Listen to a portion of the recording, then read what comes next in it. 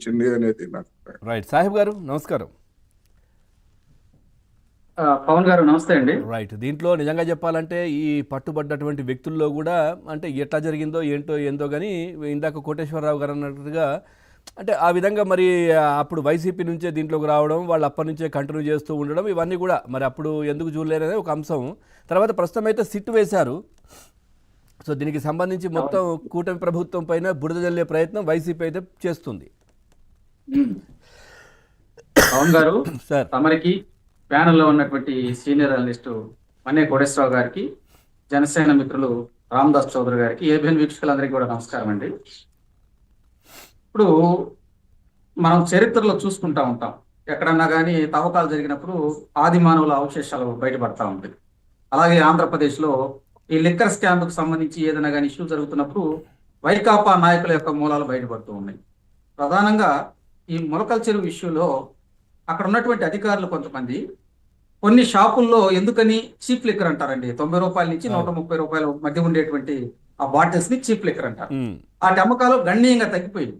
అవి రాష్ట్రంలో ఎక్కడెక్కడ తగ్గినాయి ఏంటి అనేది ఆ ఇన్నింటిని చూసినప్పుడు అధికారులు కొంత అబ్కారీ వాళ్ళకి తెలిసినప్పుడు వాళ్ళు నిఘా పెట్టారు.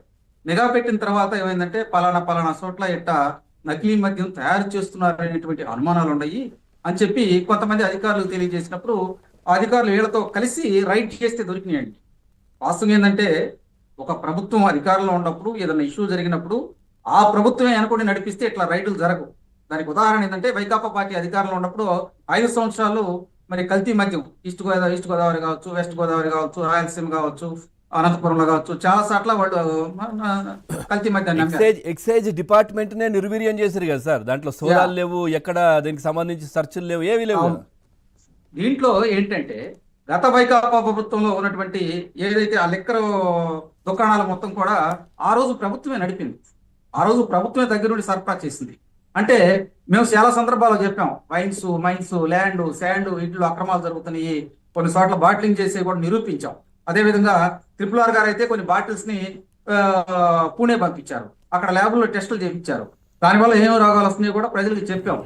అంటే ఇక్కడ ఏమవుతుంది, చంద్రబాబు నాయుడు గారే బయటకు వచ్చేసి ఎవరినైనా కానీ ఉపేక్షించేది లేదు, ఇది మా పార్టీ వాళ్ళ ఇంకో పార్టీల వాళ్ళ కాదు, ఇక్కడ ఈ కల్తీ మద్యంలో ప్రజల ప్రాణాలు పోతాయండి, రాష్ట్ర ఆదాయం అట్టుంచండి, ప్రజల ప్రాణాలు గాలిలో కలిసిపోతాయి. పైపెచ్చు మొలకల చెరువు దగ్గర నుంచి ఇబ్రహీంపట్నం దాకా లింకులు ఉన్నాయి. దీనిలో జనార్దన్ రావు అనేటువంటి వ్యక్తి ప్రధాన నిందితుడిగా ఎక్సైజ్ శాఖ వాళ్ళు తేల్చారు. అదేవిధంగా జగన్మోహన్ రావు అని వాళ్ళ బ్రదరు, దీంతో పాటు తెలుగుదేశం పార్టీకి సంబంధించి తప్పేం లేదు, మేము సస్పెండ్ చేశాం. ఏదైతే జయచంద్రారెడ్డి కావచ్చు, ఇంకొక అతను కావచ్చు, వీళ్ళని సస్పెండ్ చేశాం.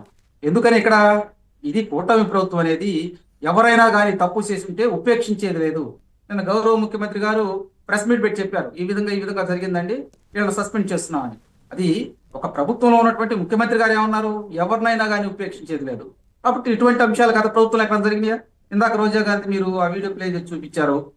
ఆమె మాట్లాడే విధానం ప్రకారం చూస్తే గతంలో మరి జరిగినటువంటి కల్తీ మద్యం కావచ్చు, అక్రమ మద్యం అమ్మినటువంటి విషయాల్లో కావచ్చు, ఆ రోజు జగన్మోహన్ రెడ్డి గారి పాత్ర క్లియర్ గా ఉందని ఆమె చెప్తుంది కదా. అంటే దానికి ఆధారాలు అక్కడ కనిపిస్తున్నాయి కూడా, డంపులు దొరికాయి, బంగారం ఎక్కడి నుంచి రవాణా అయింది, ఏం చేసింది, ఎట్లా కొన్నారో తెలిసింది, రియల్ ఎస్టేట్ బిజినెస్లు, హోటళ్లు, తర్వాత ఈ హాస్పిటల్లు, తర్వాత ఆఫ్రికాలో ఏ విధంగా బిజినెస్ చేశారు, ఇవన్నీ కూడా అప్పుడు కనిపించాయి కళ్ళ ముందు. సో అయినా కానీ వాళ్ళు నాకేం తెలియదు అంటున్నారు. రోజా గారు ఇప్పుడు క్లూ ఇస్తుంది ఏంటంటే, ఆ రోజు జగన్మోహన్ రెడ్డి గారికి తెలిసే మొత్తం జరిగినాయి, అది ఆయన అరెస్ట్ చేయాలి కదా అని చెప్పి ఆమె హింట్ ఇచ్చింది. అదే కదా నేనేమంటానంటే, సార్ ఇప్పుడు ఒకటండి పవన్ గారు, ఎక్కడ ఏ ఇష్యూ జరిగినా కూడా ప్రభుత్వం నిశ్చితంగా పరిశీలించి దాని మీద చర్యలు తీసుకోవాలి.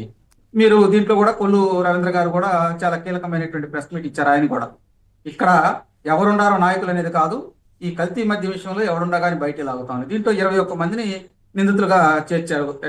దాంతో పాటు మరి అశోక్ కుమార్ గారు అనేటువంటి ఒక IPS ఆఫీసర్ గారి నేతృత్వంలో సిట్టు వేశారండి. దాంట్లో మరి K చక్రవర్తి, మల్లికా గార్గ్ వంటి వాళ్ళు IPS ఆఫీసర్లు కూడా వేశారు. కాబట్టి నేను ఏమంటానంటే, ఇటువంటి విషయాలు జరిగినప్పుడు ప్రభుత్వం ప్రతిష్టాత్మకంగా తీసుకునిద్దండి. ఎందుకంటే ఈ బురదజల్లే కార్యక్రమాలు ఎక్కువైపోతాయి. అదేమంటే మీ నాయకులు అమ్మారని బయటకు వస్తుంది కదా. కానీ వైకాపా పార్టీలో ఉన్నటువంటి నేతలు ఎంతో మంది ఆ రోజు కల్తీ మద్యం అమ్మితే వాళ్ళని వెనకేసుకొచ్చారు. కానీ ఈ రోజు పరిస్థితి ఏంది, సస్పెండ్ చేశాం. అవునండి, ఎలక్షన్ మొదలు మా పార్టీలోకి వచ్చారు, అయినా కానీ ఇక్కడ ఏంది, ఆ బాధ్యత కూటమి ప్రభుత్వం తెలుగుదేశం పార్టీ మీద ఉండిద్ది. ఖచ్చితంగా వాళ్ళ మీద చర్యలు తీసుకొని ఎవరు తప్పు చేశాడో వీడు తప్పు చేశాడని చెప్పి మేము తప్పు అంటున్నాం. అక్కడ తప్పును సరిదిద్దుకునే వాళ్ళు గొప్పోళ్ళండి. ఎవరు ఇష్యూ చేశారనేది కాదు ఇక్కడ. మేము గతంలో కూడా చెప్పాము, ఎక్కడెక్కడి నుంచో ఏదో ఏది విధానాలని అటువంటి